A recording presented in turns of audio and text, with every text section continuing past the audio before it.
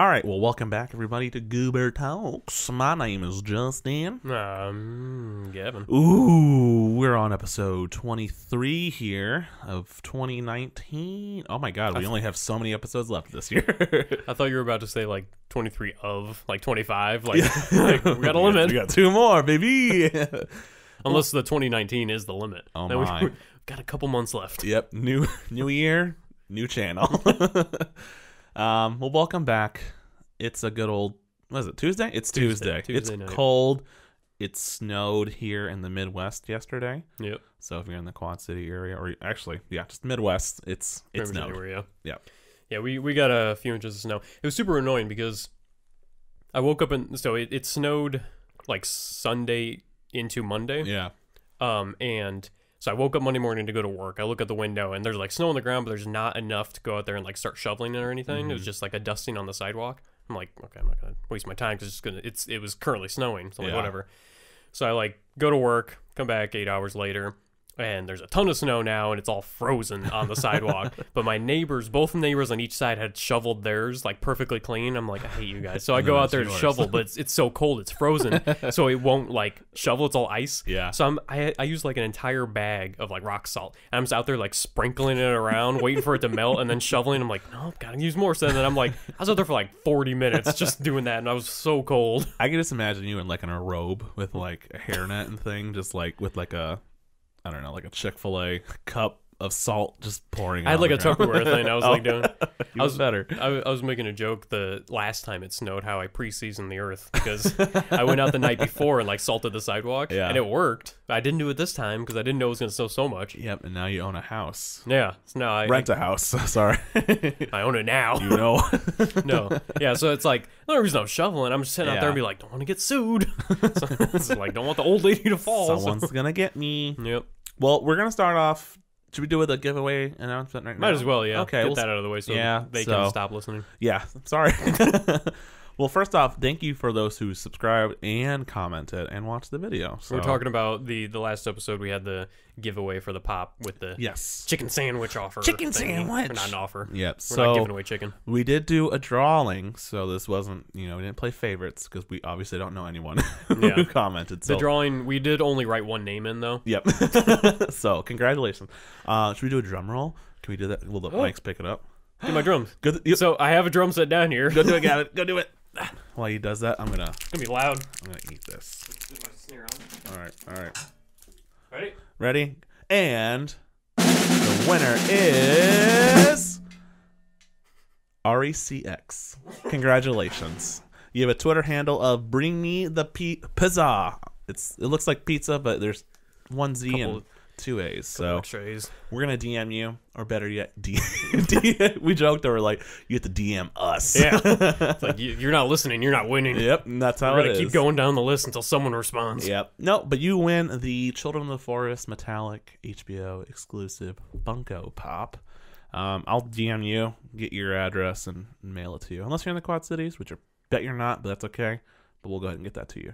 So, congratulations. Yay. Everyone else who participated, you might get something too. You never know. Don't promise anything you're not going to keep. I'm not going to promise it, but I might be really nice. We'll send you a thanks. Yep, we'll give you a thanks. But no, seriously, thank you so much. Every sub counts for us, and we're very appreciative. So it's a growing thing. boy channel. Oh, growing boy. Wait, Subscribers. Subscribers are like milk to the bones. It's like the more we get, the bigger the boy. fatter we get. The bigger the boy we is. We're just big boned. Hey, I'm working on it. So what's new, Gavin? What's new in the world? You want to talk about what you've been talking about all day? That's not the streaming thing, but the other thing. Yeah. So yeah, this week I don't know. I don't remember what the date is, but this Friday I think the new Pokemon game 15th. As I'm gonna eat this Three Musketeers. God, it's so loud. Stop it. Anywho, so yeah, Pokemon comes out this week for the Nintendo Switch. Sword and Shield. And the internet has not been happy over the last couple of or last few months as more news has come out about the games. And I'll preface this by saying I'm not a huge Pokemon fan to begin with. So I'm the opposite, just for those who don't know. yeah, so it's like I don't want to call it hate because I haven't played the game yet, and I don't like to say I like hate a game that I haven't tried. Speaking of, there's another game I did play, and I did hate. Let's talk about this first, and then we'll jump into that. So yeah, back to Pokemon.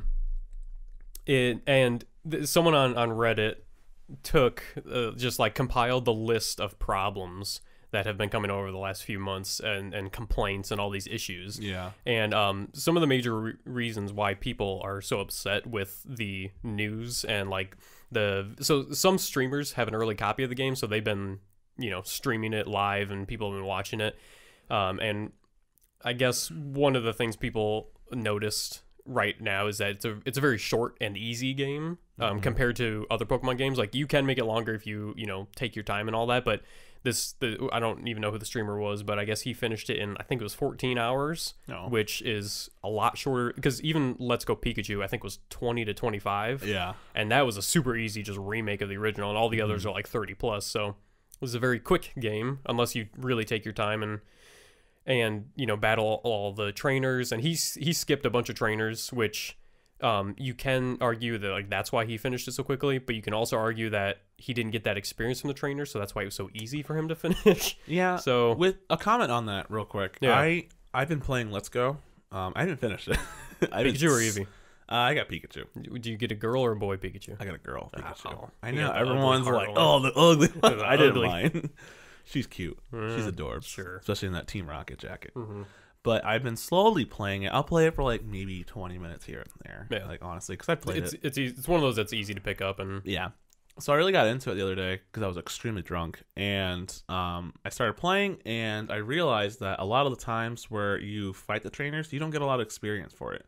I think you get more experience, if not more like sporadic experience, when it comes to catching Pokemon. You know what I mean? Yeah. So when you catch Pokemon, you get experience strictly for that. And I felt like that did more experience-wise than actually fighting trainers. So I didn't fight a ton. Yeah. Because I tried catching more. You know what I mean? Plus, it's just you level up your Pikachu or your Eevee so quickly. Yeah. And OP. so easily. Yeah. I'm glad it was just a remake and not a new game, because I didn't feel like I was missing out on anything by just flying through everything. Exactly. Because I played it too and I finished it. And there's some cool additions they did to it. Like when you played Blaine, you had that trivia like thing rather than fighting Pokemon. I don't know if you did that in the original Yellow and it sounds familiar, so I think you did, but I don't honestly remember. I haven't played Let's Go in like basically since it came out, so I don't exactly remember.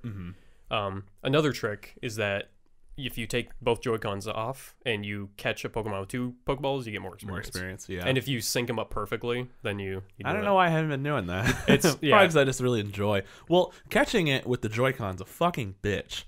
I usually catch Pokemon when I have it handheld. Yeah, because it's so much easier that way. So there's like a little secret to it. And it's once you figure out the motion and you get the motion down, then you like nail it every single time. Oh, fucking! I never figured it out because I was like, I'm done with that shit. I'm just gonna go back and do it because I enjoy sitting down and just playing it on my TV. Yeah, that's something I don't.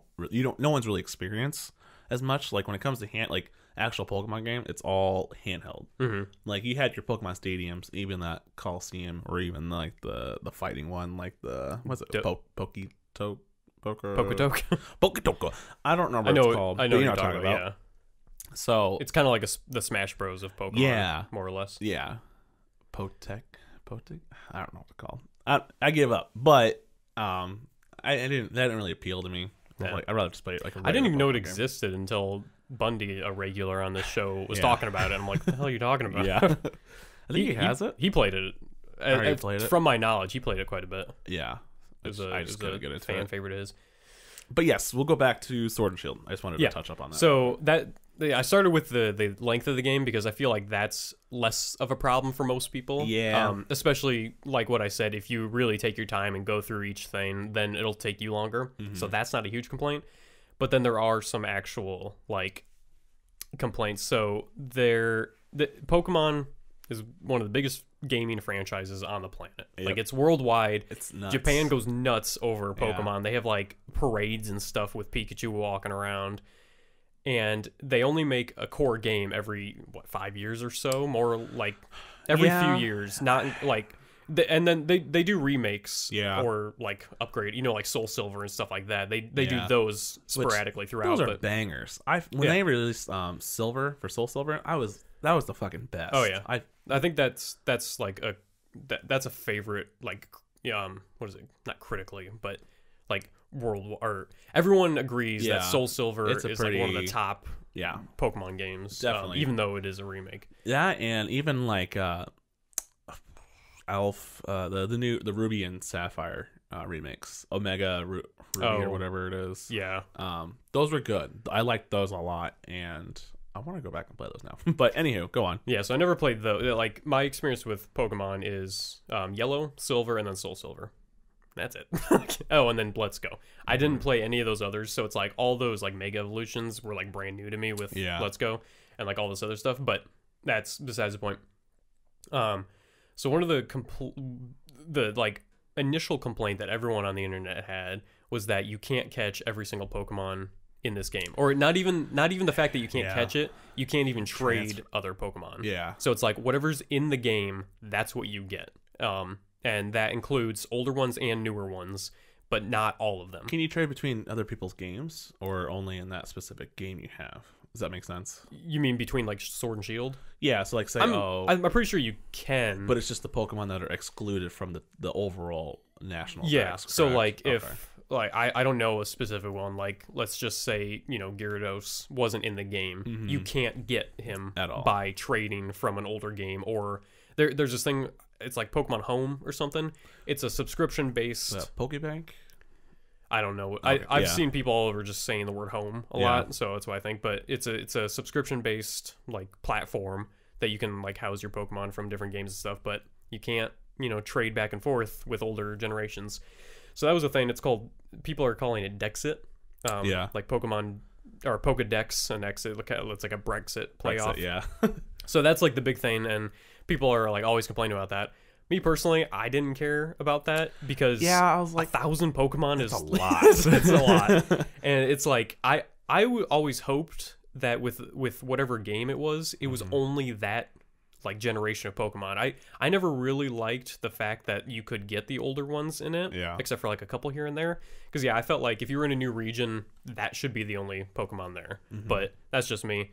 But yeah, that was a big thing because some people's like favorites from their childhood aren't in the game, so they're upset about that. Which it makes sense. I think if I read it correctly, I think Charmander of the original Stars is going to be in it, or can be in it, because of Charizard. And then Charizard, Charizard. But I don't think like Bulbasaur or Squirtle are going to be in it. But again, go play Let's Go if you want to have them, in my opinion. It's like it's whatever. I mean, because I see it both ways. I get people's frustrations over not being able to have that game, but at the same time, it's like that's a lot of Pokemon. Yeah, and go play the other games if you want to have those specific Pokemon. Like my main draw is a new game, new Pokemon, and yes, you can sprinkle old ones in there. That's fine, but like you don't need all of them. Yeah, and that's But at the same time, I do get why people are upset about it. Yeah, because it's like at this point, you should be able to do that stuff.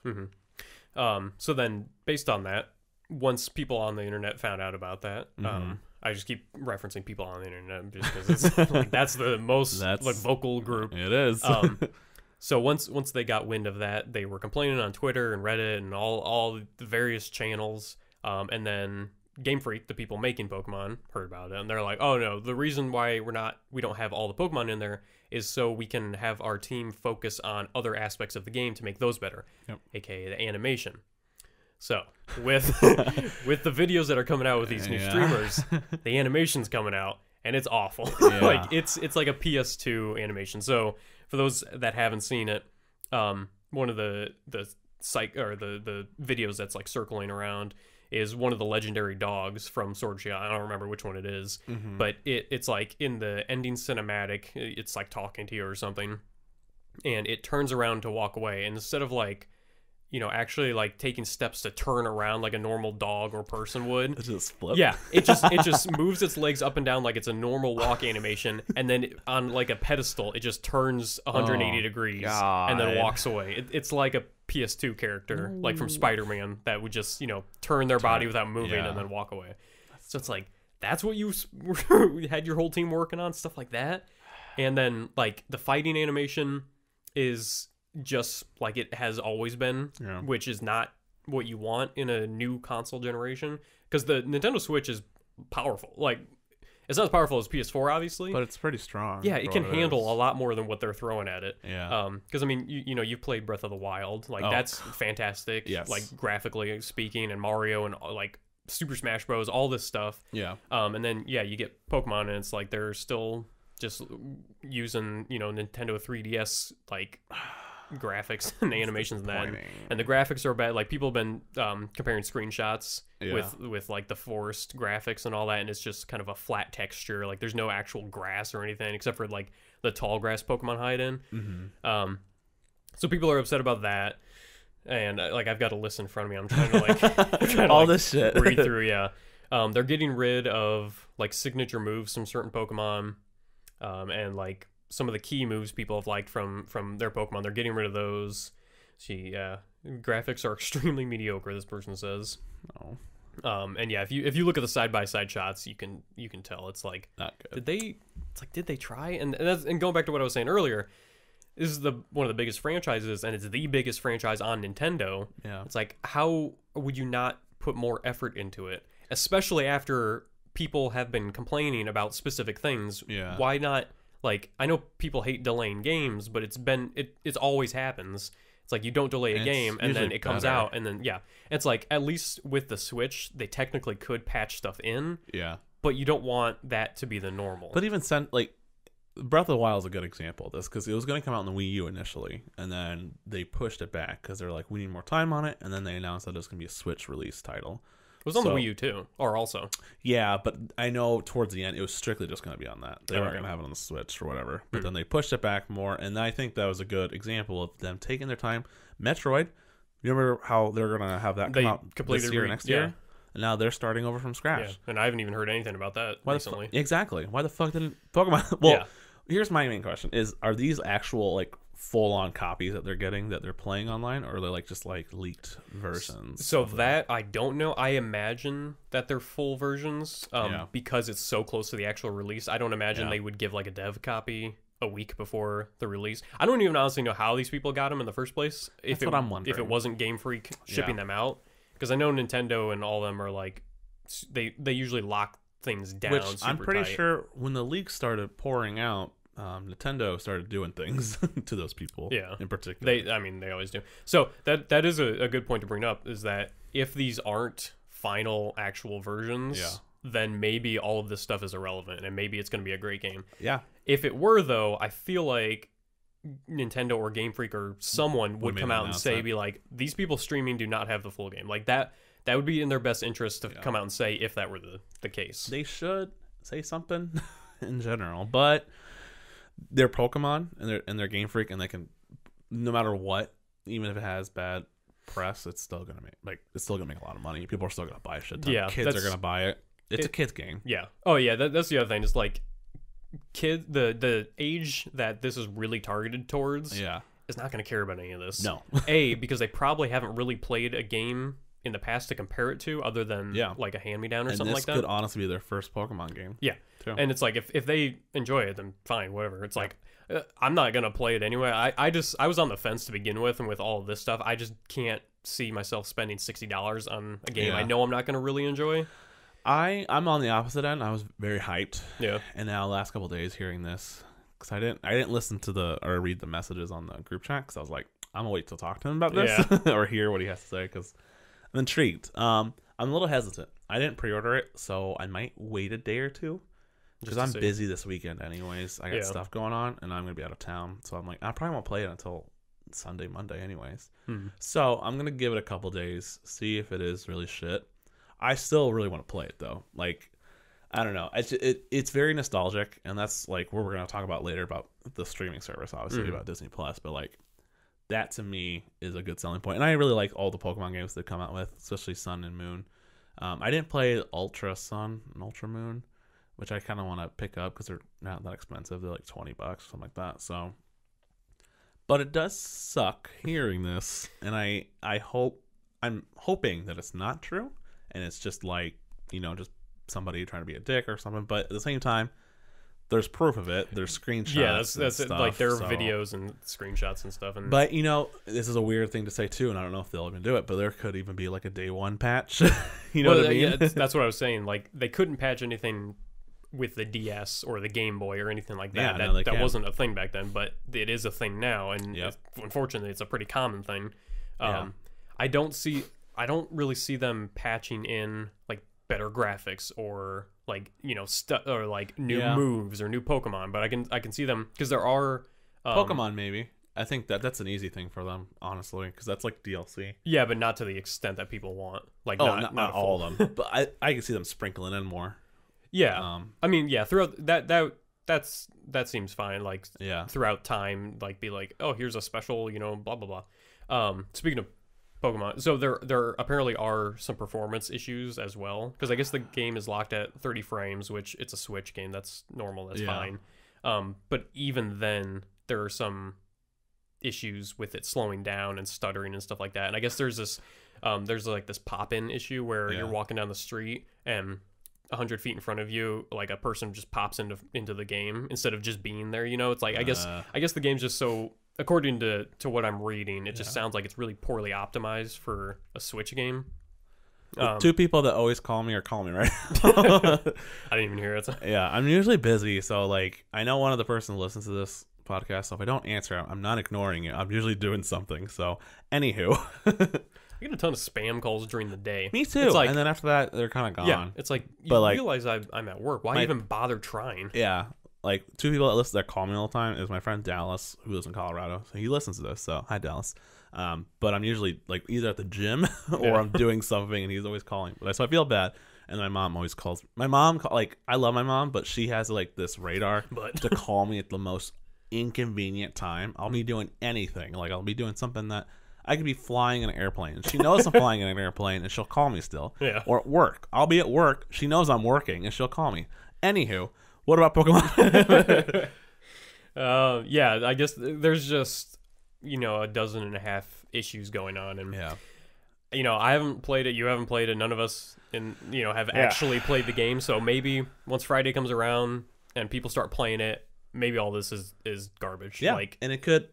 Yeah. And let's say they do have a patch. Maybe it's, a 6 gigabyte patch or something, which is crazy. Pretty big for a Pokemon Switch game. But let's say there is, that fixes grab. Oh, there was another issue about the final battle, like the climactic battle at the end. They forgot to put music in. Oh. It's just the sound effects of you clicking the button, like the deep deep, like cycling through your moves, just that classic high pitched button, and then like the Pokemon moves. It's like there's no background music to it, which I don't know. That to me sounds, it could happen, but at the same time, that sounds to me like that's kind of far fetched.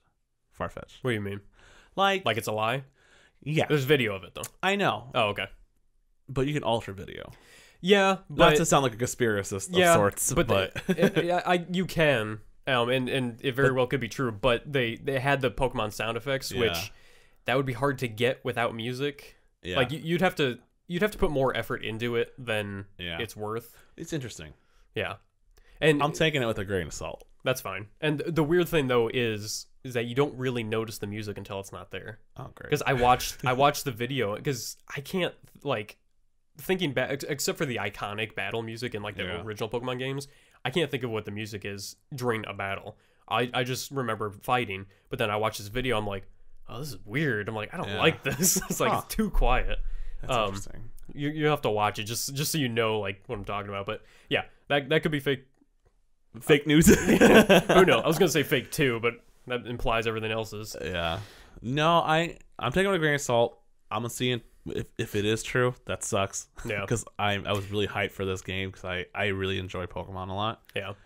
That is something though. That is a super easy fix though. Like that's a patch that they can do with nobody noticing. I was gonna say I feel like there was a game that had graphic issues. I don't know if it was Kingdom Hearts or something, but they had a patch where they fixed it and they made everything a little bit more shiny. And I forgot what game it was because I've heard had like texture pack or texture update patches, which happens a lot. So honestly, there's a lot of stuff. If this stuff is true, there's a lot of stuff you can do to fix it. Yeah. after pre or post release. Yeah. So that's the magical thing about technology and, you know, everything with these systems and games is that you can not easily, but you can update them and make them better.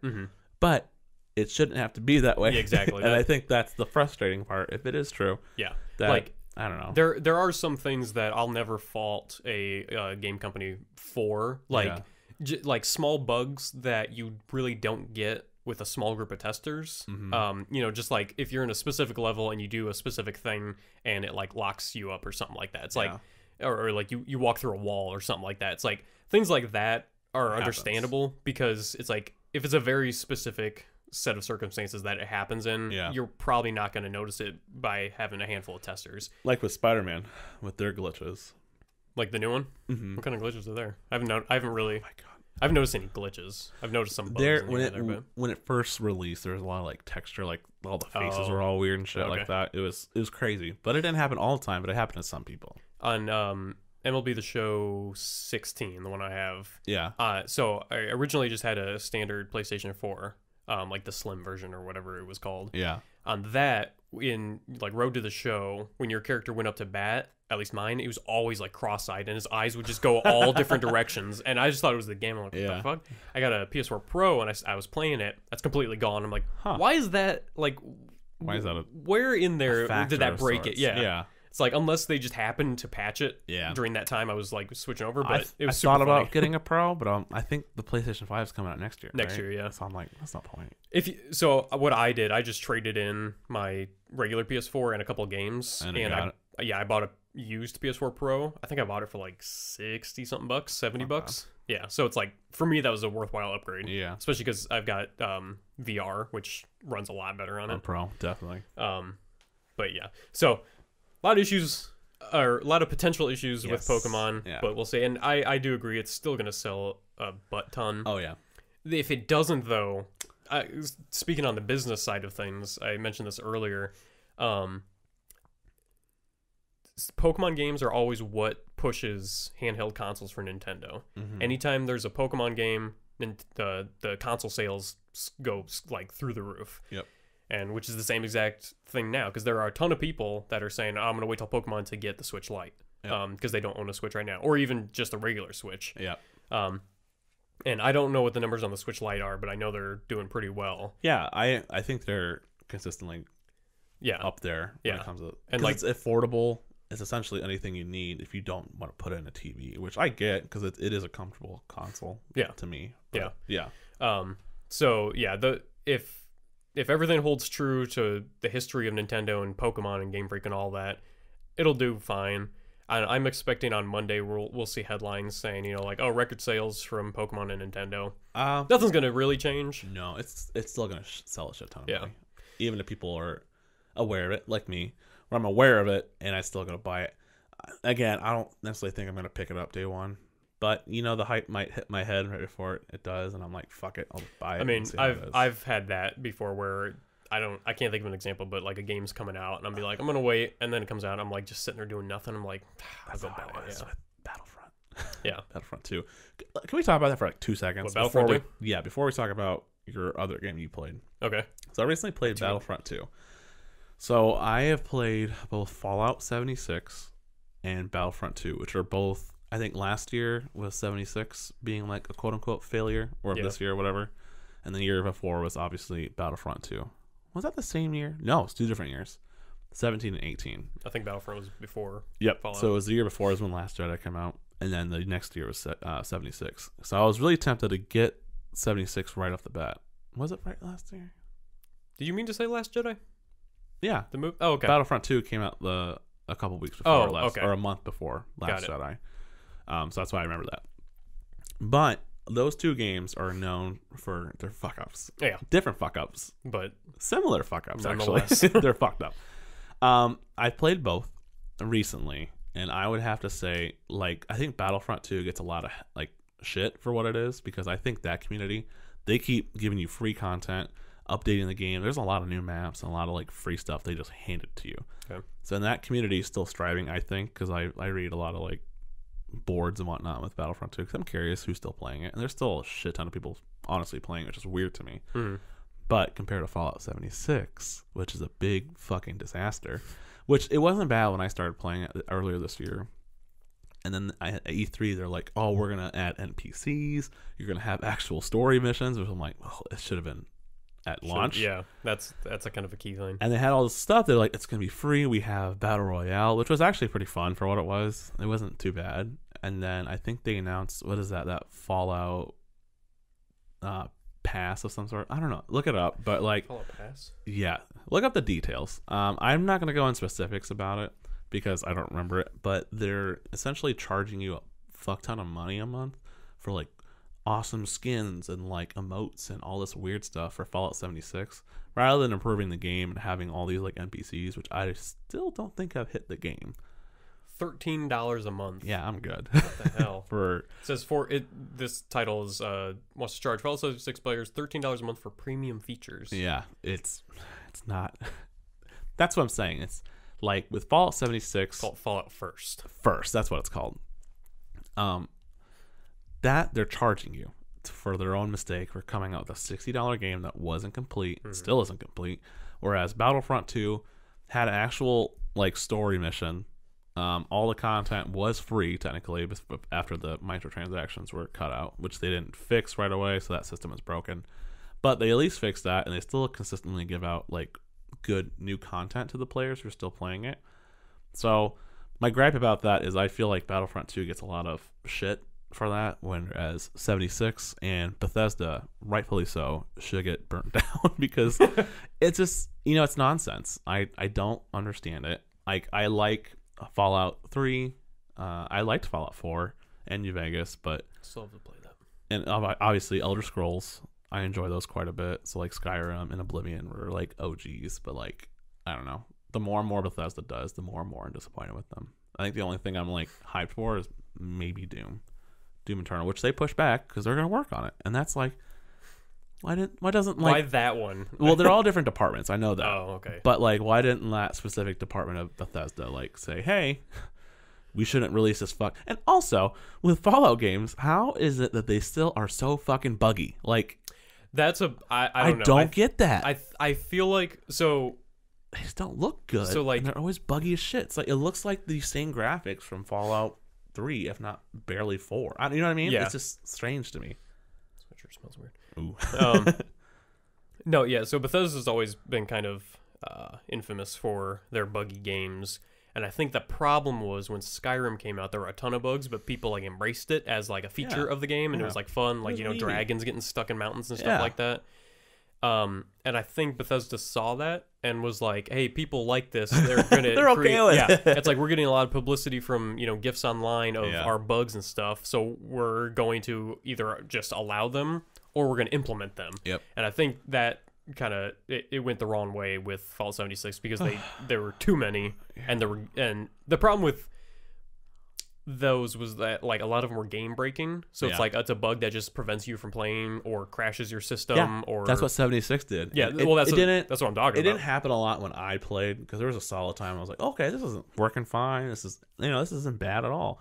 And then the more and more I played it and got further into certain parts, my game would crash and stupid shit like that. And I'm just like, dude, this is not hard. Like, I don't know. I'm not a game developer by any means, but I feel like if they put in more effort into it and a little bit more money, like you wouldn't, like even with like, I don't know if you heard about the collector's edition thing, but there was supposed to be like this bag that you got with the collector's edition. I did hear about that. And then no one got the bag. And then the ones that did, it was like a different shitty bag. Yeah, towards it after months. I think it was like 6 months after the release, people started getting the bags, and they're like this plasticky shit bag, like a tote bag or something. Yeah, yeah, bad shit. That's just what I mean. Like, I'm very hesitant to ever buy a Bethesda game again, besides the next Elder Scrolls.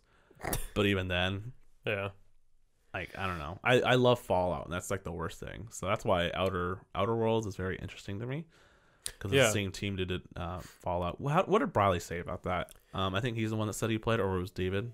Yeah, we have a couple friends that both played it. The one, David, he said he liked it. Yeah. From what I gathered, he said it was pretty fun.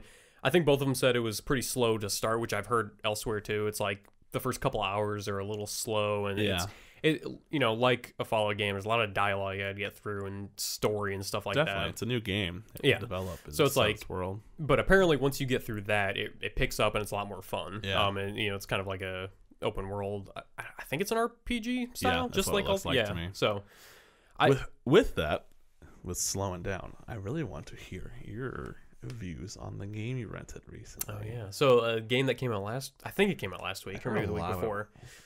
Mixed things. Yeah. So is the infamous Death Stranding game. Kojima's Death Stranding. It's a Kojima game. It's got Norman Reedus as the main actor. Mm-hmm. And I'll start with there. I rented the game at Redbox because I knew I wasn't gonna enjoy it. I didn't want to spend $60 on it. I didn't know I was gonna enjoy it so little. So well, that's one thing. Before you get into that, I was talking to my friend about that. I was like, "Oh, you're gonna get the new Kojima game? Or a new Death Stranding game?"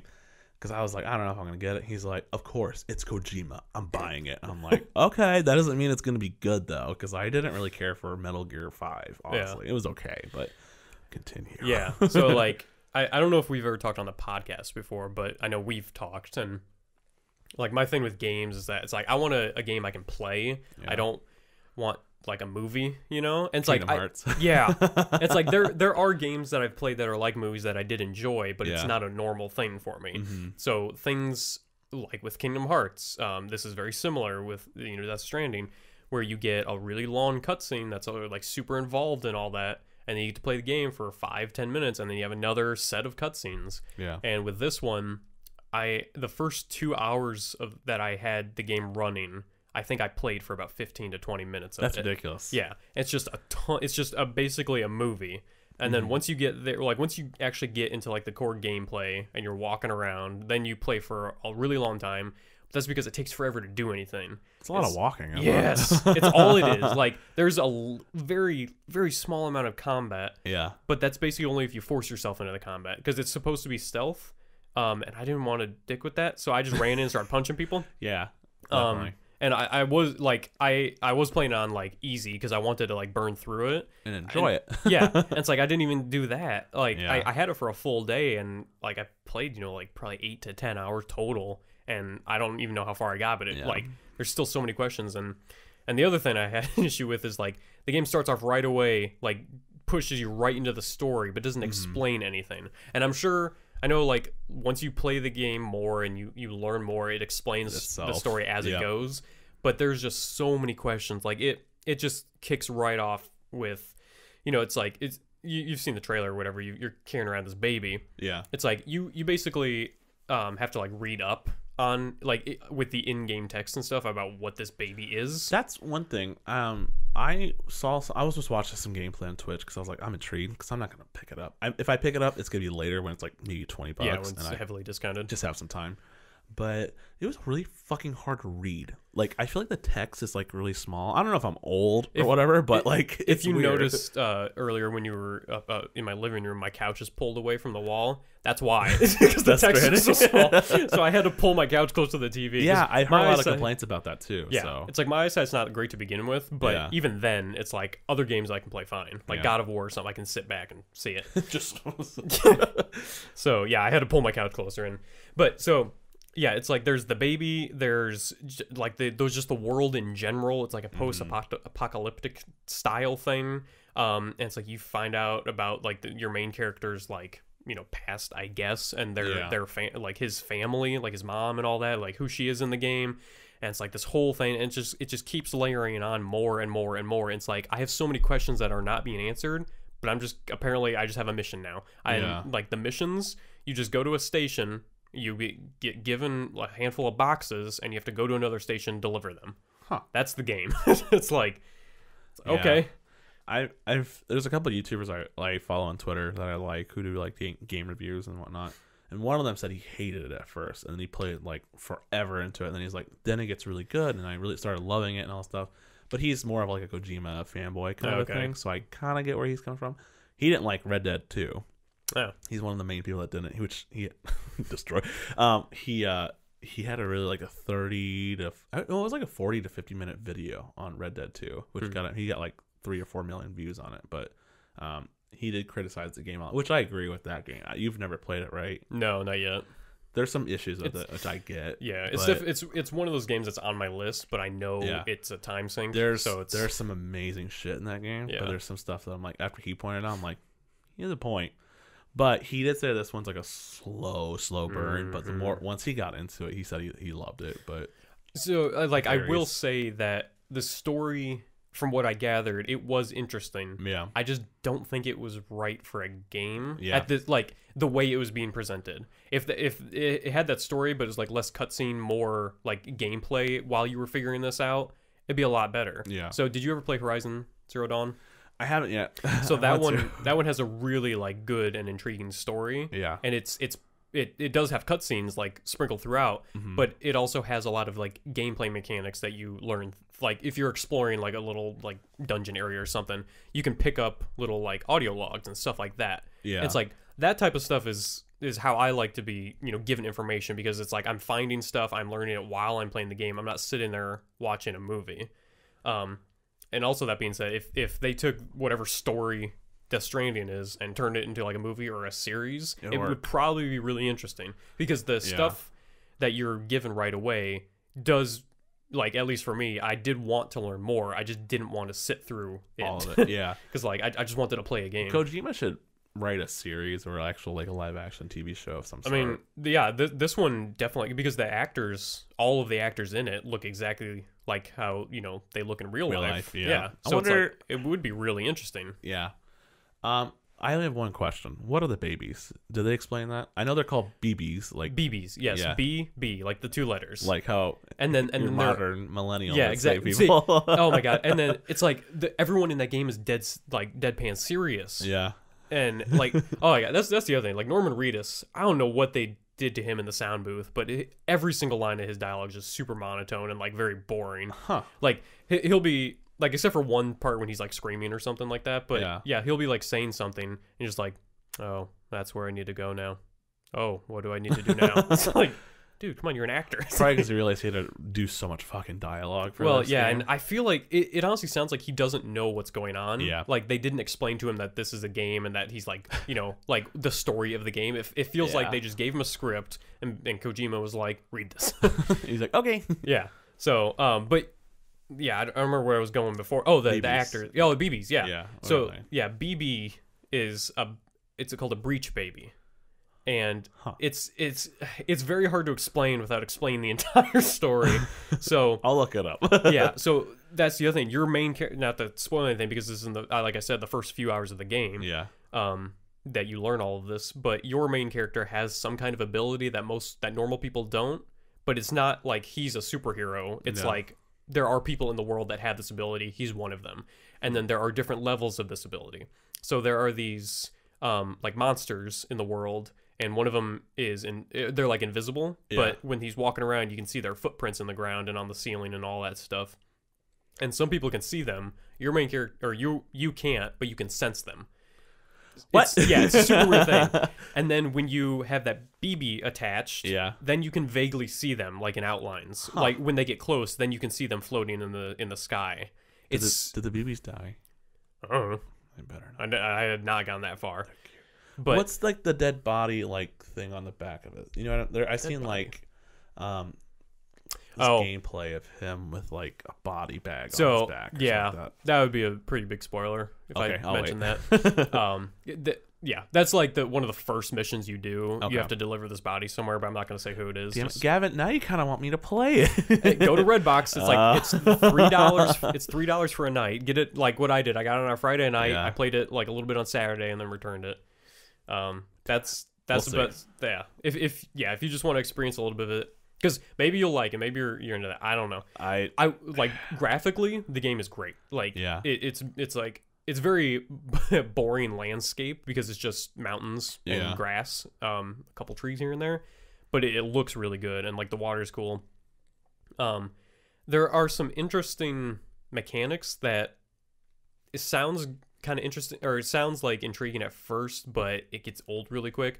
So you're like a delivery guy essentially, and you can stack a bunch of boxes on your backpack and on your sides and that the more you stack, the harder it is to walk. Yeah. And it's like when you're walking, you can lose your balance. I saw that people, like, there's a lot of memes on Twitter about, like, if you don't hold L2, R2, you stumble. You have the triggers, and if you hold them, then you kind of just, like, grab your backpack and brace yourself. Yeah. And, like, that's how you fix it. Like, that's how you don't fall over. You just hold the triggers. So it's like I spent, like, 20 minutes just holding the triggers down just constantly. And, yeah, if you fall, like, the backpacks can fall, or the cases can fall off and damage and stuff. That's the other thing. So it rains in the game, and the rain is not rain. It's called time fall. And what happens is when this rain hits any organism or any, like, piece of matter, it fast forwards time on that thing. So it's like, it is kind of cool when you're walking around and it's raining, because you'll see, like, little flowers start sprouting in the ground and stuff like that. Do you get older when it hits you? No, because you put a hood on. Yeah. Oh, okay. So I'm sure later in the game that's probably something that's going to come up, or maybe the BB gets rained on and turns into you. I don't fucking know. Oh my god. Oh, that's the other thing. Your guy apparently, I don't remember what it's called, but it's when your character dies, he can come back to life, and that's those videos and GIFs you've probably seen of, like, the baby inside the womb, like, looking real weird. The first time you die, holy hell, it's spooky. Because you remember, do you remember like Toy Story 1 in Sid's, like, house? There was that baby with, like, nails in its head. You see that shit. It's like there's a baby with, like, nails in its head that, like, turns around and looks at you, and you're like, oh. After that, it's just a normal baby. I don't know why they threw that in there. I think it's interesting how you can hear the baby crying in your controller. I know some people. You said it's an option. You can turn you can change it. Yeah, I think it's through the TV speakers by default, because I didn't even know what you were talking about at first. Yeah, and then I looked into it. I'm like, oh yeah, so interesting. Yeah, it just kind of whines and cries and that, and and there's, like, a whole backstory with the BBs too, because it's not just like a normal baby that grows up. I guess it's a different kind of... it's like a baby that is always a baby. And I guess you have to, like, plug it into your wall like a phone. Yeah, and then it, like, syncs up to its mother, like, in a different building miles and miles away, and it like it's oh my god. What the heck was that? Okay, we're back. We had a little technical issue. Yeah, that was weird. Our audio mixer got unplugged or something. Freaked like that. out. Yeah, it hurt us. Maybe your place is haunted for you. It could be. There's something back there just waiting for us to. They're just waiting to attack us. Yep. So, Ghost, if you're listening, please sub and like this video. We'll give you a pop. Yep. But yeah, so that basically wraps up our thoughts on, or my thoughts on Death Stranding. Yeah, I might check it out at some point just to check it out. It's one of those games that's worth at least a couple hours of your time if you're interested. If you are one of those people that just does not want cutscenes in your game, don't even bother playing it, because that's all this is. Yeah, we'll see. I might give it some time, just wait a little bit. But yeah, so we're gonna move on from games. This is our view on Pokemon, on Death Stranding, my little rant about Fallout 76, and now we're gonna go from that nostalgic viewpoint of Pokemon into what launched today. So whenever this comes out, I think this will come out Wednesday, tomorrow, maybe. Hoping. We'll see. Yeah. Whenever this comes out, Disney Plus has been out for at least 24 hours. Yeah. It dropped in the middle of the night last night. Actually, no, it was before then. It was like around 12 o'clock Central Time. I woke up to go to the restroom, and I was like, oh, people are tweeting about it. It's live. So I went and downloaded it, because I was like, I'm going to go wake up early so I can watch The Mandalorian, so no one can spoil it for me. So I downloaded it, went back in bed, and I couldn't sleep. So I was like, fuck it. So I get out, I go watch The Mandalorian. I watch that Sporky or Forky, whatever his name, Forky. Forky. Is it Forky? Yeah, Forky. Asks question. What's wrong with you? I don't know. Having a stroke after that. And that was actually really funny. It was like 3 minutes, but it was really cute. Probably because it's Pixar and they have to, like, animate it. Like, that probably takes a lot of time right there. Spend the money and time doing that. And then I started watching the Imagineer docuseries, which you should check out. The first episode's about Disneyland, so I didn't finish it, but I was like, I probably should go to bed because I have to work in the morning. But it dropped. What are your views on it? And we're gonna go our views first, and then we'll kind of go in details of what's available, what you should watch, or what you want to watch. I mean, we should probably say right now, at the end of this podcast, we're going to talk about The Mandalorian. Yeah. Because we both watched the first episode of that. Yep. So we're going to talk a little spoilers. Yeah. On that. So we'll warn you, if you hadn't seen that and you care about spoilers, we'll tell you when, and then you can cut out and check us back next week. Honestly, I posted on Facebook about that. I said I watched it. I liked it a lot. If you've seen it, don't spoil it. Please don't post the picture of what it is. And really, like, as far as story spoilers, there's nothing to spoil until the very last shot. Yes. I'm like, don't spoil that. Everything leading up to that it's what you expect. It was in the trailer. Because I was like, what the fuck? Yeah. But anyhow, very weird. We'll talk about that. Yeah. So starting non-spoiler, we're going to talk about just the app and Disney Plus in general. Yes. So what? Yeah, just, if you're an average Joe that's like, what's the Disney Plus? And then you're like, this is the place for kind of the place for it. There's probably like a gazillion podcasts or videos about it, but we're going to talk briefly about it. So, Gavin, what is Disney Plus? So Disney Plus is your all-in-one platform for every Disney-owned franchise and property so far in existence. Yeah, that's the plan. Partially. Right now, pending deals. Right now, for what, like, everything that they actually do own, it's very limited at launch. It's got a handful of Marvel stuff, most of the Pixar, if not all of the Pixar, except for, I think, like, the brand. Like, I don't know if Toy Story 4 is on there. I didn't check. Coco's not, because Coco's on Netflix. Okay, yeah. That's another thing. A lot of Netflix deals with Disney are still on Netflix until that's done. Yeah. Which should be next year, I think. Except for Iron Man 2. That's on Disney Plus. Yeah. Well, it's weird. It's a whole licensing. It's like whoever has, if anyone has like any exclusive streaming or distribution rights, like Netflix does with I think Ragnarok. Too? I know Amazon does. Hulu. It was Amazon. Yeah, or I know Amazon does, and I'm pretty they own Hulu, so it doesn't really matter. So there are there's more like Marvel movies than what was initially expected. Yep. Like they have Winter Soldier, Civil War. I think all of the Avengers movies are on there. Yeah, I think it was on like 16 to 18 of the films. Yeah, and there's like 21, 22 or something like that. Yeah, so there's a good amount. Most of the Star Wars except for Last Jedi are on there, and Solo. Yep. Those are still on Netflix. Yeah, and then there's also like all the cartoons of Star Wars and all like a handful of Marvel shows and like Spider-Man cartoons are on there and a bunch of stuff like that. And then there's like we said, there's Pixar. There's National Geographic, right? Yep, they own that. There's those. I didn't look through those, so I don't know exactly what's on there, but that's on there. And then like Simpsons is on there, and then a handful of other shows. With that being said, they also have the vaults, so the Disney vault. So a lot of movies and shorts and whatnot that you can't find anywhere are probably on the streaming service.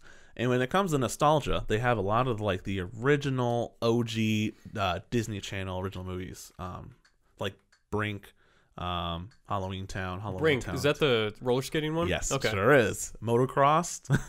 Oh yeah, which was like classic. If you think about Smart House. It's Smart House. Oh my god, I'm gonna watch Smart House. I know, right? I think if you go, do they have the famous Jet Jackson? I think so. Oh my god! I'm just gonna ask every show. They have this. So we have the app pulled up. Yeah, we have it up right now. So we're gonna. That's cool. When you go to the Disney, it has a little castle. Oh yeah. So. Here, do you want to look for something? Well, yeah, I or think just like look through because I want to talk about the app itself. Yeah. Before we get in, because I want to talk about the app. So this is one thing I really like the app. So when you go to the search, it'll give you all of the like categories. Oh, like the collections. The collections to an extent. So like we were just talking about. Get the fuck out of there. We were just talking about the Disney Channel original movie. So if you click on there, you'll have all these selections down here. So you have your gross ass High School Musical. I'm sorry if you're offended by that, but I just Kim Possible movie, the live action one. I kind of want to watch that and see how bad it is because I heard it wasn't good. Genius. They got I remember Genius. Johnny Tsunami, Smart House. Hey, there it is. Can of Worms. Yeah, they definitely have a lot, if not all, Xenon the sequel. Oh yeah, I just thought about that at work. So yeah, if you grew up in the 90s and early 2000s, you know exactly what we're talking about. Oh god, and they have them all. And I don't think this. And down here, there's more. So this isn't all of them. Oh, because I was looking at it earlier. Return to Halloween Town. There's Halloween Town High. So that does bring up something I want to talk about. The app itself. There's a lot to be desired with the app. So yeah, if you ever look at the main streaming platforms right now that are out, like Amazon, Netflix, Hulu, and YouTube. Why not? We'll throw YouTube in there. Yeah. YouTube's not too bad. They've updated it actually recently. Disney is on the level of the Hulu interface, where they just give you giant pictures but no real direction on anything. Like they have categories like trending hits and all that, but it looks like they just kind of threw some stuff in there. And like just click on that. Oh, Avatar's on there. Yeah. They announced that recently before it dropped. They're like, oh, Avatar's going to be on here. I'm like, well, you own Fox. Of course it's going to be on there. Yeah. So we're on Avatar page right now, and under the suggested, there's Endgame, there's Mandalorian, there's Rogue One. It's like, these are not related to Avatar, but definitely. because there's such a limited selection, they just have to throw stuff in there. But with that being said, I feel like this is a shit ton of stuff they dropped on a day one launching streaming service. Because I think Apple TV is kind of, or Apple Plus, whatever. Apple TV. Apple TV. Yeah. Whatever streaming service. No. Sorry, Apple TV is the device. Yeah, it's Apple streaming. I think it's Apple Plus. I think you're right. Apple Plus? Yeah. Doesn't matter. Yeah. Apple. Apple's streaming service. Apple. I don't think they have a ton, honestly. I know they have like some original, and this is all cool. original. But with that being said, you have your out of the vaults, so your vaulted films, which a lot of these are on Blu-ray, so I don't know what people are saying about that. Like, for example, you can go buy Lion King, and you can go buy a bunch of these films. Like, yeah, I think it's because like I wouldn't like there, 101 Dalmatians. That's the movie I might want to watch, but I'm not going to go spend $30 on a Blu-ray for it. Definitely, no, especially when it's like 35. This is one thing I wanted to point out. So Dumbo, this is a good example. At the bottom of the description of these older 40 films, there might be certain things, which is kind of cool at Disney. Contains they said, tobacco depictions. This program is presented as originally created. It may contain outdated cultural depictions. Interesting. I think that's very fascinating. Yeah. I think that's fascinating and a good call on Disney. A little thing. To throw it in there, yeah. Yeah, just, it's something hidden, but it's something where, someone gets offended by it. Then well, look at the details. They told you that. You know what I mean? I think that's pretty cool. Granted, they're not going to put Song of the South on here, which is okay by all means. What the fuck is Finest Hours? Oh, this is that. Is that boat movie? This was a Disney movie? That's why I pointed it out. That threw me off. We're just looking through the app right now. Some lag on this. It's okay. That's another thing. For day one, it's had its moments where it was down for a little bit, but honestly, it's been holding its ground. Yeah, I will say. And I want to talk about the quality of the leading into the Mandalorian. I want to talk about that without going into spoilers. Miracle's a good movie, the hockey one. Oh yeah. Anyway, 8 Below. So they I watched it after work, so about 5 p.m. Central Time. I had no issues. Like I turned on the Mandalorian, it started streaming immediately. There was no buffering or anything like that. Yeah. So it's like for a day one from my end, it was fantastic. That's pretty awesome. I had no issues. Definitely. My only issue I had was that I wanted to see how it worked on the TV and on my phone and on mobile. Just to compare. It works well on my phone. But the issue was that I started watching Mandalorian on the TV. I watched about 20 minutes of it, and I stopped it, started on my phone, and it picked up right where I left off, like you expect it to. I'm like, sweet. And then I'm like, okay, it works. I got my experience on the phone. I want to go back to TV to watch it, like a better resolution and a better picture. I go back, and it started at the beginning of the show. I'm like, well, that's annoying. So I tested it out. I fast-forwarded it to where I was. I watched a couple seconds of it. I hit stop, went back out, clicked on Mandalorian again, and it started back at the beginning of the show. I don't know if that's an issue or if it was just something I was just experiencing, but that was annoying. And I'm hoping that's something they could fix. Yeah, and I'm hoping if it's a series you're watching, it's not gonna restart the beginning of the season each time. But which, may I add, with all this stuff running somewhat smoothly and everything, and despite our complaints and all the stuff that they dropped, Disney put a fuck ton of money and effort into this. This is essentially Bob Iger's legacy, quote unquote, before he leaves, because he's leaving next year. Yeah. But this was the whole point of buying Fox was for the streaming service, which is great because obviously everyone and their mother is going to get this. Yeah. And I think it's literally because kids are like the key component to this succeeding. I think there's a number of 2 million today. Downloads or subscribers? Yep. Which is not bad. So it'll be interesting 6 months from now to see what their daily users are like. Yeah. Hocus pocus. I know it's not Halloween, but I'll watch it. Because that is the one thing I can see not doing well with this is their daily users. Because with any software, like that's kind of the key demographic or key metric people focus in, like specifically investors, is how many people per day are using it. Because you can have 1,000 subscribers or 100,000 subscribers. Yep. But if nobody's using it, you're not gonna, it's gonna tank sooner rather than later. Me personally, I think this is gonna be a home run for kids. Yeah, Netflix doesn't have that edge as much. Like they have kids shows, but it's all nothing to this Yeah, degree. This is like the thing with this is that parents trust Disney. They know if they're watching a Disney movie or Pixar or whatever, and they know it's going to be like high quality, kid friendly entertainment. It's a win-win for the parents too and the kids because like, you know what, my kid wants to watch Darkwing Duck. That's something I grew up. It's a cartoon. My kids are probably going to be into. You know what I mean? Yeah. It's something that both the parent and the kid could watch, or it could be as shitty as this might sound because I'm not a parent and I have no view on this, but it could be just something to be like, here, take this, watch it, get the fuck away from me. You know what I mean? Yeah. Some parents do that, and that's fine. That's pretty normal and understandable, especially if you have like multiple children, because it's Definitely. like I can't deal with you 24/7. Much as I love you, I hate you. And I'm pretty sure. Let's see if I can find this, but there is a kid-friendly mode on this, even though most of this content is friendly. Yeah, when that's the other thing. You can have, I think, up to 7 profiles on one account. Which is nuts. Yeah, better than Netflix and Hulu and all that. Nope. When you set up a profile, it asks you if it's a kid's account or not. That's what it did to me, and obviously I said no. But I'm sure if you say yes, it'll filter out all the non. Not that really any of this, except for like Simpsons, is like not family friendly. Yeah. But it would just be like the cartoons and Pixar and stuff like that. Yeah, which I think the most violent things consist of like Marvel.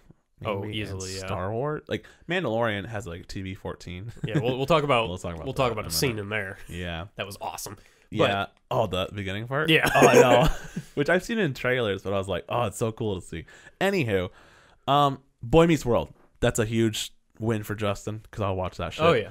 Oh, that's another thing. That's the main thing I want to talk about, or not main thing, but a big thing that I'm going to complain about because I haven't really complained about it as much. I do agree that interface is sloppy. Garbage. Yeah, it could be better. It could be worse for it being day one. I'm very optimistic when it comes to this. But where's the big boy? Where is it at? Simpsons.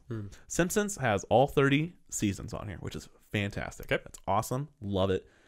But, for example, I think they cut it down, like the frame of it. To make it 16:9? Yes. Okay. Whereas so the aspect ratio is not as good, and that's because when they formatted it, I don't know why, but there is a part, like there's some jokes in it where you'll have... Oh, it cuts... I haven't watched it, but that's why I just... But it cuts out certain things, and it's one of the early episodes. Someone tweeted about it, and I was like, "Oh, that kind of sucks," because it takes away from how it should be viewed. So it looks Christmas special. So if you don't know, it's the first episode. If you don't know what we're talking about, you'll know. Oh my god! You'll know if you see it. So older TV shows, well, not even older. Basically, oh my god! I know they couldn't even upscale. So basically.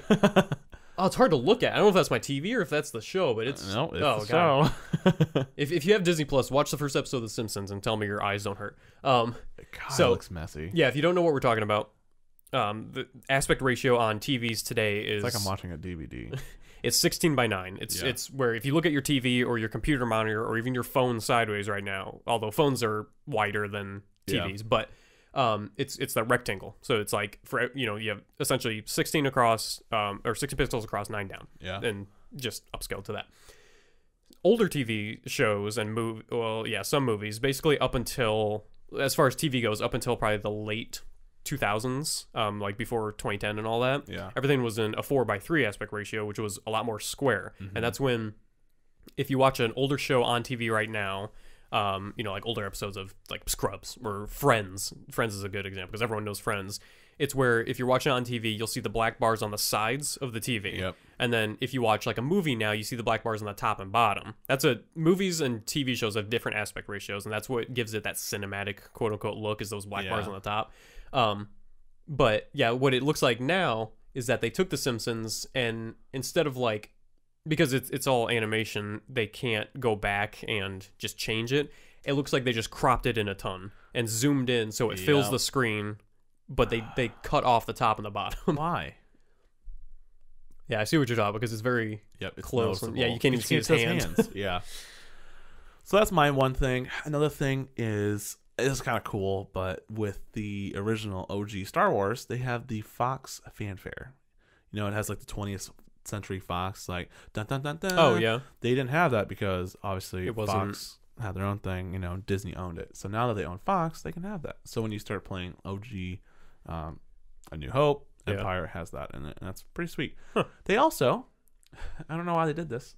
They added some new things to the movies. They made them 4K first off. So Fine with me. cool. But with The New Hope, when Greedo and Han are talking, they added in a random word that Greedo says. It's like malarkey or something. That's something weird like that. Oh, okay. Right before he dies. Why? And I'm like, I don't know. Apparently George wanted it. So they're like, so here, George, we're doing it now. And I'm like, you don't get to just change your movie. why do we keep doing this shit? And it's weird. It's out of left field. But it's cool that they have the Fox fanfare. I'm excited for all the original content that are going to be coming out. It's weekly, so it's going to have people, which is a smart idea because it has people, haven't watched it. Yeah. There are just binging all of it. Yeah, I know there are people, because a couple people at work I've been talking to about this are this way, where they're not, like, specifically for The Mandalorian, they're not going to get Disney Plus today or even in the next 2 months. They're going to wait till Mandalorian is out, done completely, like that first series or first season, and then they're just going to get it then and then binge it. Watch it. Yeah, which smart. Makes sense. That's what I do with HBO. So it's like, obviously people are going to do that because, like this, there's no, like, as far as I know, there's no contract or anything, so you can just pick it up for a month and drop it. Definitely. You don't have to like have a 6-month thing or anything. You think streaming companies will start doing that? Contracts eventually, yeah. Like a Planet Fitness contract of sorts, or like just cable, internet, all that stuff. Yeah. Where it's like, yeah, you get this. It like with Disney, they could be $7 a month for the first year, but you have to have it for that full year. Yeah. So it's like you have to pay that $7 a month, or we're gonna charge you the full amount. Yeah. Stuff like that. I mean, Disney Movie Club had that where they're like, yeah, you can get these 6 movies for $1 each, but you have to buy 4 or 5 full price movies in the next 2 years. Yeah, it's like stuff like that. They've already kind of been creeping into that. Mm-hmm. Speaking of Disney Plus, I can't cancel that. It's like you have to call them to cancel it. Really? Yeah, I didn't know that. I couldn't find anywhere online. Like this? No. Disney Movie Club. Oh, okay. I was gonna say. Yeah, sorry. That's the one where you get movies. Yeah. Because OG way. Yeah, because I wanted to cancel it because every single month I have to go online and say I don't want this movie automatically billed and shipped to me. Yeah, because it's like 102 Dalmatians. I'm like, I don't want that. So I wanted to just cancel it, but you can't just go onto your account and cancel. It's like you have to contact them. It's annoying. Yeah, which is their plan because now I'm not going to do it. Yeah, smart. So with that, there's just a lot of content. There's so much for day one. If you're a Disney fan, if you're a parent, just pick it up. If you're a Verizon customer. Yeah, I was going to say, that's another thing. It's only $6.99 a month, which is actually not bad. It's going to go up probably in the next year or two, honestly. I would say easily. After, a year, it'll go up $1. Yeah. If not $2. Which is smart. Because obviously, I think we talked about this months ago when they initially announced everything, but they're not going to make a lot of money off it for the first year. For, 2 or 3 years. Yeah.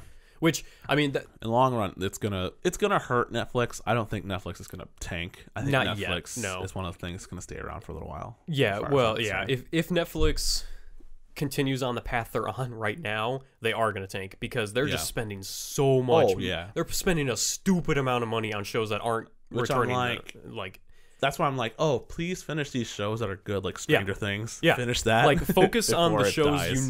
Work. Yeah. And stop giving money to every single documentary and, like, every random show you can think of. Mm-hmm. If they did that, they'd be fine for, at least a few years. Because that's the other thing is Netflix can do those more graphic and, like, R-rated series that Disney Plus can't. That's going to end up being their wheelhouse over the next, decade, if they're around that long, is those, like, bigger show or that's bigger. Why I'm like, Netflix should focus on their kid area, like make good animated, like original content, for kids. Make it more available. Compete with Disney because Disney's obviously taking that edge away from. Yeah, well, I mean, Netflix does. I don't know if it's original, but they do have a ton of super popular kids shows. Like there's this Paw Patrol.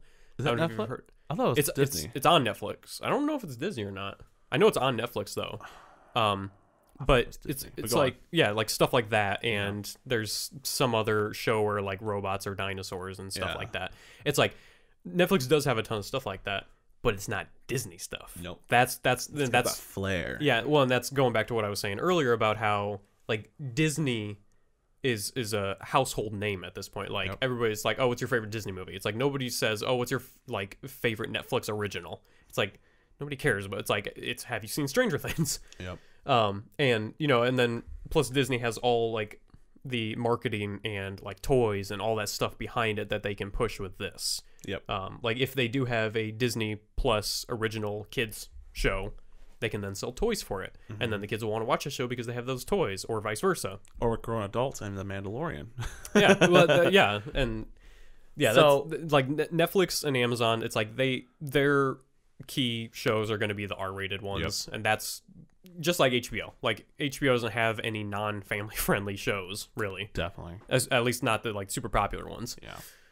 So it's a streaming service that is, again, $6.99. You could, if you have Verizon, I think you get a year for free, and that's what you were saying. If you have the unlimited plan, which I feel like a lot of people do. Most people were discussing that. So I know a lot of my friends are like, oh, I have Verizon, so we just have it. And I'm like, it's pretty cool. Bundy and I got the Founder Circle thing, so we paid $145 for the first 3 years. Yeah. So we saved about $60, which is pretty nice. Yeah. So I was like, fuck it. Considering it's about $80 a year. Yeah. For the normal price. And For I essentially was like, here, I'm paying for it once. You know, I don't have to pay, like, worry about like $6. You know, it's $7 coming on my account, but in reality, I'd rather just pay it for it right now. So it's out. It's available. Apps galore besides Amazon. I think the Fire Stick's one that doesn't have. This is what someone said. I think it has. Well, it's supposed to. Whether it's out right now or not, I don't know. But it's supposed to, because I know I was looking up the thing earlier. The new generation of Apple TV, or like the most recent generation of Apple TV has it. Chromecast, Samsung TVs, LG TVs, Roku. Yep. And then you can always watch it on your phone or your browser. PlayStation, Yep, Xbox. PlayStation, I have it on my PlayStation. All that stuff. Which was automatically there right at midnight. That was crazy. That's weird. Yeah. So I was like, cool. Yeah. I mean, So I had to download it on my TV. So, yeah, check it out if you're interested. I highly suggest it. I like it so far. I think we can probably talk about it next time we have the podcast. See how we feel if we watch more content, because I'm going to watch more off of it. Yeah.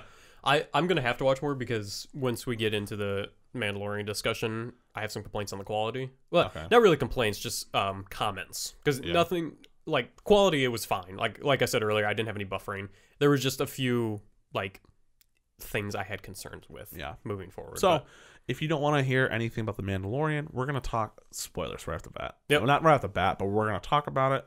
We're going to have a discussion about it. There will be spoilers. Yeah. We have a new episode, or there's a new episode coming out Friday, too. Yep. So, next time we have a podcast, we'll talk about that episode, too. So, but yeah, if you're going to check out, see you guys next week. Check out Disney Plus. And thanks for listening. And now, let's jump into this. For everyone that stuck around for The Mandalorian, I liked it a lot. It was awesome. I fucking loved it. It was the great. Opening. I'm just gonna hit. We're not gonna talk about everything individually, but we're just gonna hit on little points. Kind of like not make this really long, but I really just want to talk about it with someone who else has watched it. Yeah. Let's just talk about essentially what everyone's spoiling about right off the bat. So at the end, in case you didn't know this, but you probably should know this if you're listening to this part, they have, which it bugs me because people keep saying it's Yoda. It's not Yoda. What? They're like, what? It's Baby Yoda. I'm like, no, you fucking idiot. You realize he's like 900 years old, Yeah, and this show was not. What? So when that happened, Stupid. When they had a little thing, I was like, oh, is it going to be Ben Solo? Because Ben Solo is technically a baby at this time. I was looking at a timeline, and I think Ben is technically... We're talking about the baby in the stroller. Yes, at the end. And so I was like, oh, it could be that. I'm like, who the fuck is it going to be? Because like apparently there's like a big spoiler in this episode. I'm like, I don't see it. And then I saw the little fucking ears, and I was like, I literally grabbed my chest, and I was like...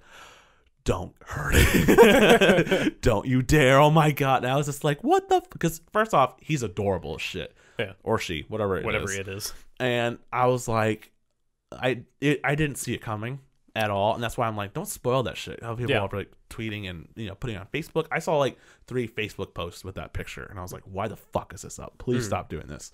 Because like, it's something you don't see coming at all. Yeah. It was really just kind of out of nowhere, especially after everything else in the episode. It's like you have this stone cold killer who's a badass fighter and gun and like, marksman and all that. Dave Filoni, he is the second coming of Lucas of some sort, because he did mentor with Lucas. With I don't know how they met. I don't know the full backstory with Dave Filoni, but if you don't know who Dave Filoni is, he started Clone Wars. He was a show editor for that. He did Rebels, and now he does this show with Jon Favreau.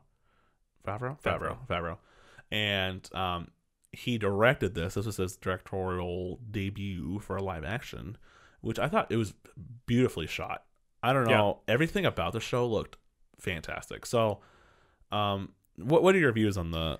I don't know what race Yoda is, but like that specific race being revealed at the end. What are your thoughts about that? Was it him? Did I miss that? What? The baby?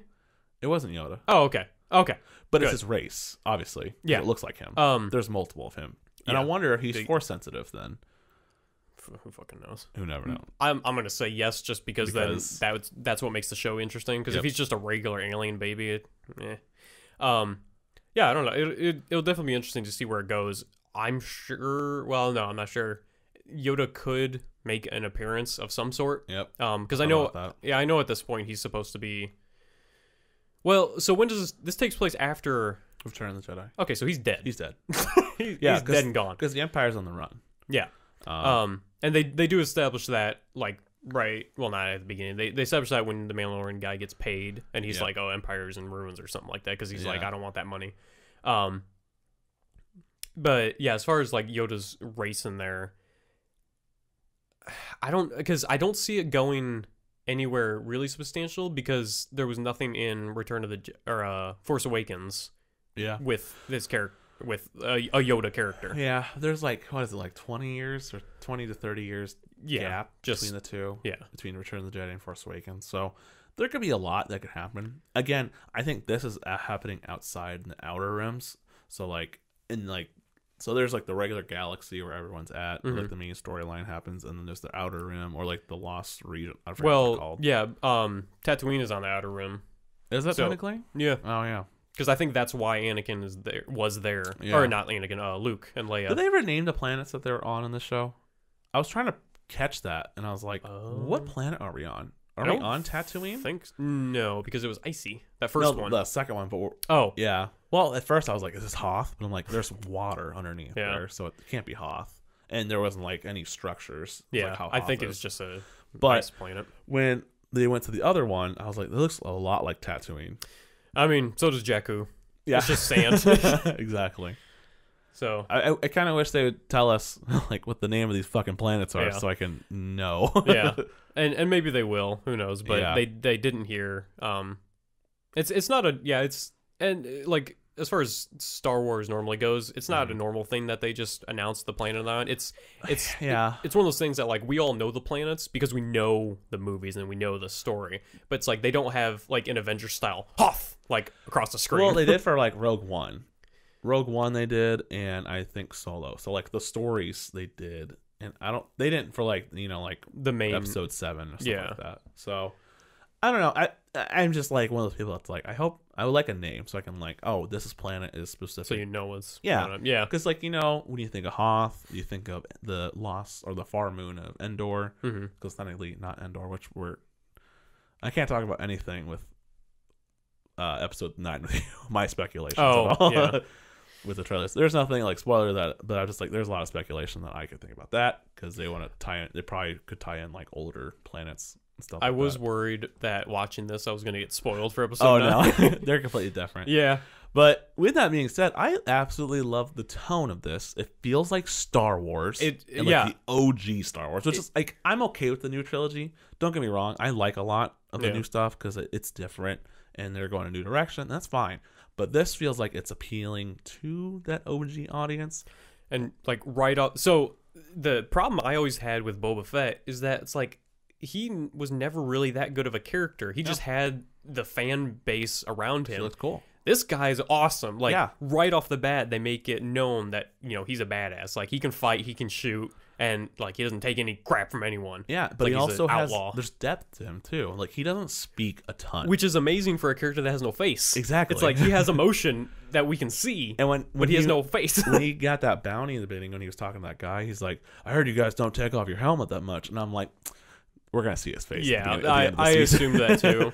That was like a nod. But maybe it could be like a Master Chief thing where we actually don't see his face, but it's like one of those like maybe he takes his helmet off at the very last scene of the last episode and then like cuts it there or something. Who knows?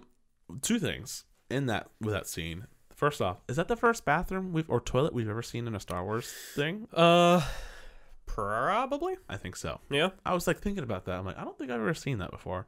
Second off, they made we talked about this with Bundy here. But there is a holiday special. I think we talked briefly about. Yep. It's awful, but the guy when he was looking at when he went to go to the bathroom. And then he was like looking up all the carbonated bounty. He's like, "Yeah, I need to do something bad for Life Day. Life Day is from that holiday special. Yep, because the whole point is to get Chewbacca back home so we can celebrate Life Day. Oh, okay. And when they said that, I was like, "What the fuck?" That's so funny because they did say that they're gonna make the holiday special references, which I'm like, that's nice. like that's a deep cut kind of a thing. But I do like how they have like a lot of references, like that little ball droid that's from Return of the Jedi. You know when like C-3PO and R2 go up to Jabba's palace? Mm-hmm. Oh yeah, that yeah. little eye thing sticks out of the wall. That thing pops up. A donk droid is walking in front of him too. There's just like a lot of like little things. And then there's one more thing, and then I'll let you. They had like that little you know in Jabba's palace he has that little rodent thing. I always forget his name, but they had like the one screaming thing though. Like something crumb. Something weird like that, but like they showed one of him like cooking on a little fireplace, and then there's the other one in a cage like crying, and I was like, that's so like awesome and sad at the same time. I fucking love it. But just like little things like that, little like nods and tidbits of like the Star Wars universe, just makes me so happy. I hated that blue character, like the guy he got the bounty for. It honestly, it felt like it was a parody of a Star Wars character. Like, because he had a lot. And he had no accent whatsoever. And like as soon as he started talking, he was like making jokes. He's like, "Oh, you know," and he's like, "Here, you can take my credits." No, I got more credit. And he's like saying stupid stuff. I'm like, I hate this guy.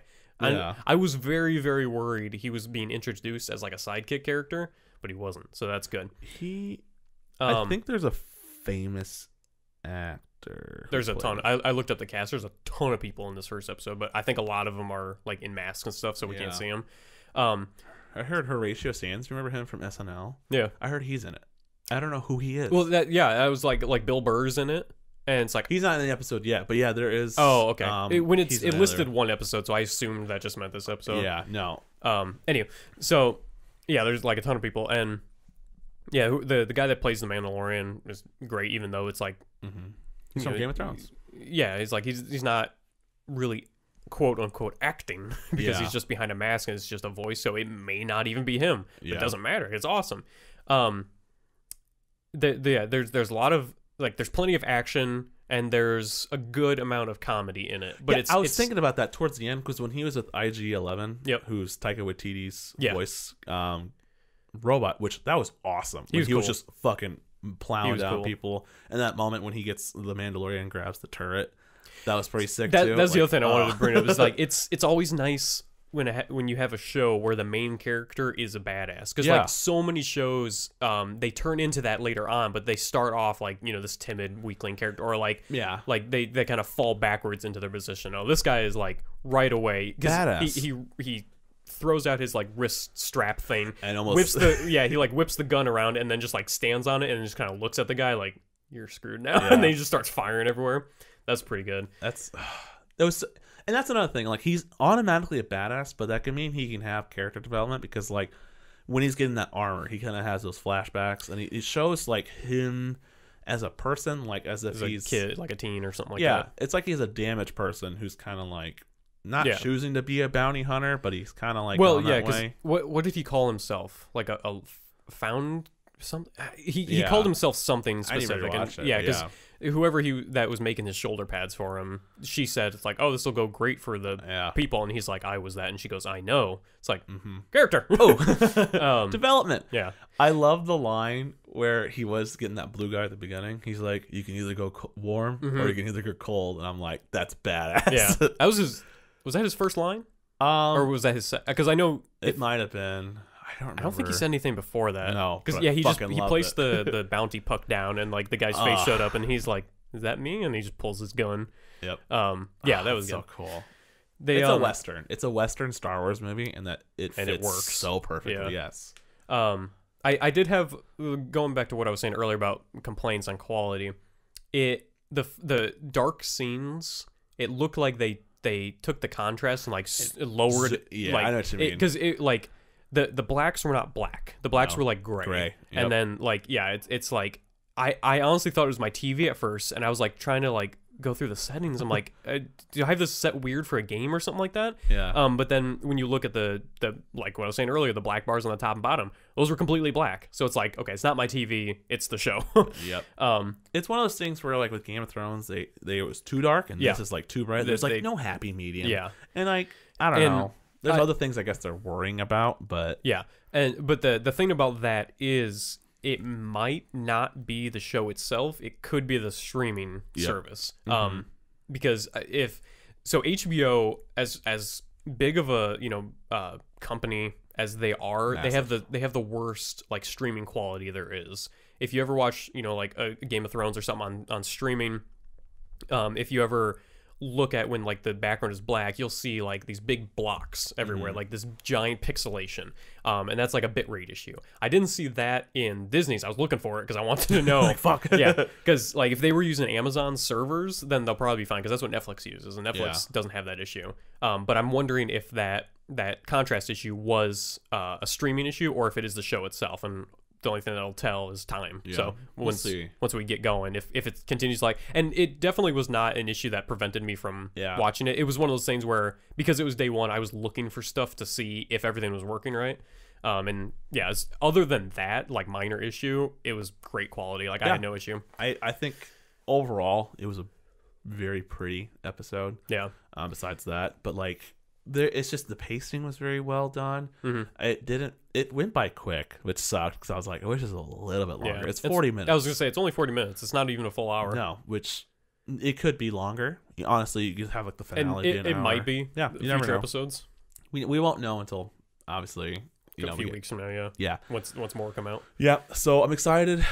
I'm intrigued. It's just I feel like they're not gonna do movies for like at least a couple of years, and that's fine.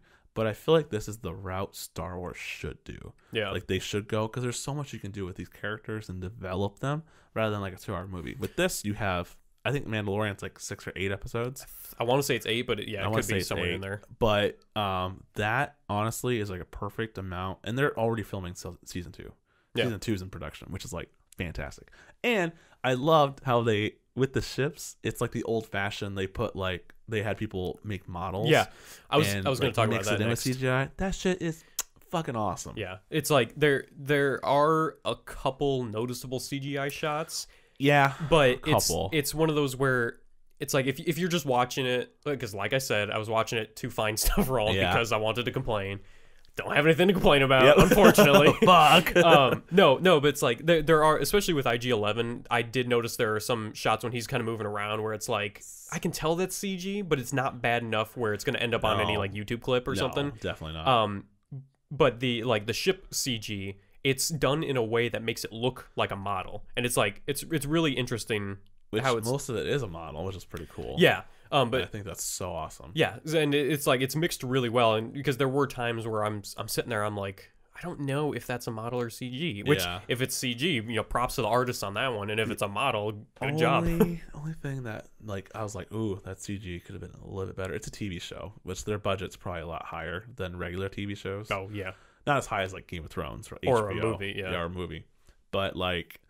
Beginning when he's on the ice planet, like the speeder comes through and it didn't look the best cut. It looked like, oh, that could have been a little bit better. And like the little blurbs or whatever that he was writing, those were bad. Bad. They weren't bad, but I'm like, that could have been a little bit better. But again, it's a TV show on a streaming service. But like for it being a TV show, it looked like a movie. Yeah, to me, it was really well shot. Those blurbs, my immediate thought was they were piranhas with legs. Yeah, because that's exactly what they look like. Little tiny arms. They're from Rebels. Oh, are they? They're brought over from Rebels. That was obviously a Dave Filoni. Which I think there's going to be some characters from Rebels that are going to make appearances in this, which would be awesome. Do it. I'm just like, what's up? Ooh, that'd be even. I've never seen Rebels, but I saw Clone Wars. And that would be cool if they brought in like key characters from different series. You should watch Rebels. Okay. I think you'll like it. The first season's a little like kiddie, that's and then it gets dark. Oh, okay. After that, because then it ties into like that's exactly how Clone Wars went. Like I started watching that, and it was like the first couple seasons were very like Disney show kid friendly. Sell it. yeah. kids. Well, and then they can but do whatever then they like want. the last season or two, even it was like Yeah. I was like actually invested in the story itself. Like Yep. I wasn't watching it just for entertainment. I'm like, I need to know what happens next. Yep. And there's a really cool character. Do you know who's all in Rebels? No. Okay, keep it that way. Okay. Just watch it. I think one of the covers that shows one of them. I mean, I know some characters that are in it because, like I mentioned earlier, I've seen clips of it, but Yeah. I like those main kids. I don't know who they are, Okay, and I don't know that's fine. the story or anything like that. But There's some good stuff, and I'm gonna rewatch it. I know key points in the last season, which sucks, but I want to watch the rest of it because I watched up to like season 3, but I know what happens. how many seasons are there total? 4 or 5. Oh, okay. I think 5 maybe, but it's worth it. And I think they're gonna somehow connect it into this. You know, maybe even in the movies, there's some pieces I could see them. I hope not. I really want them to keep the movies separate from all the Yeah. extra stuff. 'Cause, I know like- they aren't, but I want them to. Yeah, I'll explain that next Like, time. they- Once you there's- see Rise of Skywalker, I'll tell you something Yeah. that I saw. Because like there can be little Easter eggs and stuff like that. That's totally fine. Which there But, are, yeah. yeah, but I don't want a main character in a movie to be introduced in a TV show. Yeah. Like that's what I'm worried about with Marvel. Well, I'm in Rogue worried- One, there are a couple of Rebel references in there. Like they'll actually have one of the Chopper, the droid. He's just in the background running around. doing See, that's stuff what I'm like talking that. about. It's like Yeah. that didn't me not knowing that didn't affect the movie Yeah. or didn't affect my view Oh of yeah, the movie. that's what I'm saying. It Yeah. will be referenced. Stuff like but that is I'm nothing- completely fine with because that's nothing like crazy. it's a shout out to people who watched Yeah. it. People who didn't doesn't matter. Yeah. So. What would you grade it? What the this show first or episode oh out of 10, I would say or you want to give it a letter grade? no. I'll do out of 10. Honestly, this first episode I'd probably say 9 out of 10, 9. maybe 9. Like if it were a little bit longer, that'd be great. Yeah. But I don't have any complaints about the story or anything. I'm gonna say 9.5. I want to give it a perfect. I think the length was the thing that hurt the worst. Yeah. Also, the fucking music. I love the music. Can we Oh, talk you about the did? music? I hated it. What? The first, so like the Oh, the it's first different. I liked so it. There's that first song, like Yeah. right at the start. That was Uh-huh. fine. That was great. It was his music when he was, what was it? He was doing some kind of deal. The Yeah. music during that, I'm like, it was way too distracting, and it was Oh, like I too, didn't hear too it, I westerny, bouncy. It was Yeah. like It's this the is guy weird, who but- did the score for Black Panther. He did Okay. for this. He won an Oscar for that. So Yeah. that's pretty sweet. the only thing Black Panther won for. I think they got a costume. That was a reference to the remember. CG being shit. That the CG is shit. It was man. awful. That's that. It's. I'm not gonna talk about that because that'll just be. I I- love that movie. Don't get me wrong. I did some to talk about that. I Yeah. did some like digging into that to figure out why it was so garbage. And it was just because of the time constraint. Like That's that, annoying. Then that's- push it back. Yeah, like Fuck. I originally thought it was the company that had do the VFX for it, but no, it was like it was people who've done other Marvel shows and like big budget movies that have won Oscars Yeah. that did those fight scenes, Ooh. but they were only given like 2 or 3 months to do it, which no matter how good you are, a short time frame for VFX is gonna kill it. Yeah, So, that's one of that's- my main issues with Black Panther. I think Black Panther is really good. Oh yeah, but, like, it's I think great. the visual effects suffer. I think the that's most. everyone's Great. kind of Yeah. because like Black Panther had one of the best villains aside from like Thanos, I guess, Ugh. in the MCU. Think he's dead? Killmonger? Yeah. Probably. I don't think he is. I think he'll somehow make it I up. guess we'll find out. We'll in find Black out. Panther Black 2. Panther 2. So, yep, 9.5 out of 10. Almost a 10. It's definitely yeah. If you like Star Wars and you have Disney Plus, absolutely watch it. Definitely. I think, honestly, if you don't watch Star Wars, check it out. See if it's your jam. Because a lot of people that we know wouldn't like Star Wars, but like, westerns and kind of like gritty kind of shows. This might be a good intro to the universe. Yeah. But it's not everyone's cup of tea, and that's fine if it's not. Because again, there's other shit on this platform that's applies to everybody. Like you have your High School Musical bullshit, which I'm not gonna watch. Boy. Lady and the Tramp, which I'm gonna watch just to watch it. So. How long until you think they have movies premiering on Disney Plus? Like just movie like in theater? movies? Yeah. Like Give it a this couple years. same day they have it 2 in years. theaters. 2 or 3 years. I think the movie theater scene, I would say it's dying, but it's not. I think movie theaters are struggling. Oh, with just absolutely. like obviously like making a good profit, Especially in with general. Disney movies. Because like with Disney, we're gonna get into this. Disney kind of like restrains, like, hey, you have to play this. For example, The Last Jedi for this amount in this many theaters. You like by contract, some bullshit thing, and you have to show it so many times during a day. And which absolutely kills small theaters. Like if your theater has 3 screens and Last Jedi is being forced to play on 2 of them at all times, then that means you have one other movie to show at any given time. So it's like, and it's a monopoly. Yeah, and Disney takes like all the ticket sales money from the theater. So it's like the only that's why I hate that it's like $10 popcorn, but I don't complain about buying it because I'm like, I'm at the theater. This is what's keeping them alive. Yep, and I like the experience of going to a movie theater. It's gonna suck. I like the sound. I can't get theater sound at home. Definitely, and the picture for like IMAX and stuff like that. Yeah, but honestly, we're gonna get to that point. I would say maybe like 5 years, maybe. I'd give it longer. Right now, at this point, I'm gonna give it longer than 5 to 10 years. I'd say 10. But we'll have to see how these streaming platforms change in the next 2 years. It's gonna evolve, and it's gonna advance, which is awesome because like it's gonna make it so convenient to. But I like, again, going to the movies is an experience in itself. Yeah, I think it's kind of like a theme park thing. Yeah, it's like you go there to watch the movie and this big thing with other people. And I don't think great theme sound. parks are gonna die. I think God, movie theaters will die. God, no. Yeah. With how much money they make. Well, Disney's biggest profit is their parks. Like they make more on parks than their shows and movies and merchandise combined. It's nuts. So, all right, well, that's our view on Disney Plus Mandalorian. Yep. We didn't talk a ton. I just wanted to touch on some things and say how much I did fucking love it. Yeah. I'm excited to see where it's gonna go. I'm glad I don't know a lot. I think that's pretty amazing. Like not knowing, like I mean, the trailers didn't give away too much. Yeah, trailers was just a bunch of action from that first episode. Yeah, I know there's a couple of characters that we had to introduce. Do you think IG-11's dead? You shot him in the head. I think he'll come back. You'd be putting on him too many things for him not to just be there. But he could just be there to sell toys. Well, and he's a droid, so he very well could. Easily. Yeah, he could just be like they could just remake him essentially. Yeah. So I did like the scene where Mandalorian, does he have a name or is it just Mandalorian? Okay, he'll get a name. He's just like above you, and without looking, IG-11 just points his guns up, fires, and then the guy falls down. That was pretty good. I love it. I like the banter between the two. I think that was good dialogue. Yeah, that was bouncing off each other. Yeah, that was the kind of like he had personality too. He's just there's so much to him. I think they realized after Rogue One that droids with funny personality is what's gonna kill. Yeah. So it's like that's what they're gonna go with from now on. I love that. What's his name? Can't think of it. Who?